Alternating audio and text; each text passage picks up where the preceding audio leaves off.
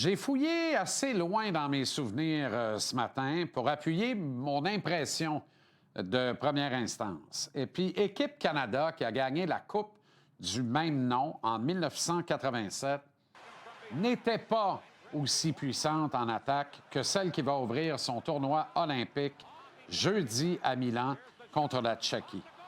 Les historiens du hockey vont me rappeler à l'ordre qu'ils prennent un numéro.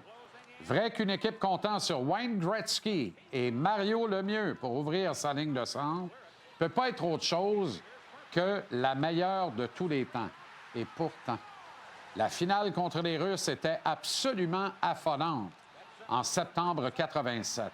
Série au meilleur de 3 matchs, imaginez. Fantastique. Le premier gagné par l'Union des républiques socialistes soviétiques, 6-5 en prolongation, dans un forum de Montréal contenant plus de 2000 sièges bizarrement inoccupés. Il y avait à peine 14 000 spectateurs sur place. Je refuse de le croire, plus de 40 ans plus tard. Le deuxième duel, 2 jours plus tard, gagné devant une salle comble au Colisée de Sherlock Copps à Hamilton. Un autre spectaculaire 6-5, cette fois en faveur du Canada, et en deuxième prolongation, s'il vous plaît. Et puis, le match ultime, toujours disputé au domicile de la porte-drapeau Madame Copps. Un autre duel conclu par la marque de 6-5, cette fois en temps réglementaire. Et regardez ce but mythique. Vous l'avez vu, ça vaut la peine de le revoir. L'un des buts les plus magiques de l'histoire du hockey canadien. Wayne Gretzky qui gagne la remise en jeu en territoire défensif et le grand Mario, 21 ans seulement, qui décampe. Mythique. Y en a-tu dans le slip coquille? Le vétéran Larry Murphy est là, prêt à faire feu, libre comme l'air pour compléter une passe savante de Mario. Et pourtant, le magnifique dit non, je m'en vais là où papy cache les petits coqs, disait notre regretté confrère Mike Bossy. Mythique, le qualificatif est faible. Cette Coupe Canada a marqué l'imaginaire collectif autant que le match du siècle, un verdict nul de 3-3 entre le Canadien de Montréal et l'équipe de l'Armée rouge au Forum le 31 décembre 1975. Ce qui me ramène à ce que l'on s'apprête à vivre à Milan.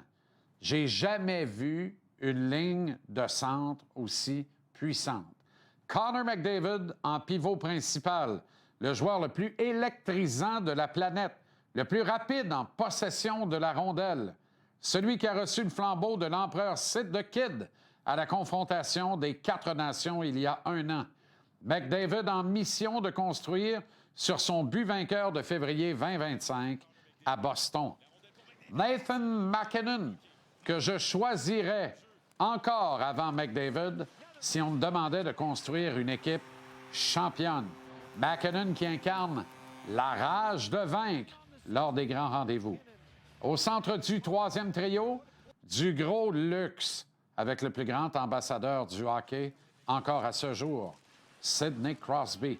Au capitaine, notre capitaine à toutes et tous. Est-ce que Milan sera son chant du signe international? Peu m'importe. Il va tout laisser sa glace et sera l'inspiration. Ça, on peut en être certain. Et enfin, celui dont personne ne parle, Bo Horvat. Si les Islanders sont avantageusement positionnés en vue des séries de fin de saison de la LNH actuellement, c'est en grande partie grâce à Horvat qui en est une des principales raisons. Il est grand, il est gros, mais il joue encore plus grand et encore plus gros. Horvat fait tout bien sur la glace. C'est un fit extraordinaire au centre d'un 4e trio pour un tournoi à haute teneur en émotion qui sera disputé sur une glace aux dimensions quelque part à mi-chemin entre le vieux Garden et le nouveau TD Garden de Boston, qui le crut. Cette ligne de centre canadienne sera une force absolue. Chacun des 3 premiers trios pourra changer un match en une seule présence et un but spectaculaire, tandis que la 4e unité assurera la loi et l'ordre. Brayden Point n'est pas au jeu et il doit s'agir d'une amère déception pour lui. Mais Nick Suzuki en profite pour se loger dans le top 6, à gauche de MacKinnon et de Brad Marchand. Est-ce que cette composition va demeurer intacte? Possible. Sans quoi, je verrais très bien le capitaine du Canadien être muté à droite de McDavid et de l'électrisant Macklin Celebrini. Imaginez, il a 19 ans seulement, Celebrini. Possible parcours de 5 Jeux olympiques qui commencent pour lui à Milano. Les 3 derniers, alors qu'il sera sans doute capitaine de l'équipe canadienne. Tom Wilson doit se pincer plusieurs fois par jour en pensant qu'il va être sur le même trio que McDavid et Celebrini. Remarquez, s'il devait se retrouver sur la 4e unité avec Horvat et Brendan Eagle, ce serait pas mal parfait aussi. L'ajout de Sam Bennett m'excite beaucoup. Il devrait, à mon avis, être le 13e attaquant en uniforme au détriment d'un Seth Jarvis. Bennett, c'est comme le couteau suisse du Canada. Fit naturel aux côtés de Horvat et Eagle, mais capable de marquer un gros but sur n'importe lequel des 3 premiers trios. La grande question demeure, est-ce que Jordan Bennington va tenir le coup devant le filet canadien?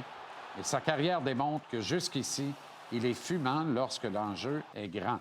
Chose certaine, s'il faut au Canada en scorer 6 pour mériter l'or, l'escadron offensif 2026, supporté derrière par notamment le Bobby Orr des temps nouveaux Cal McCarr, a tous les outils pour le faire.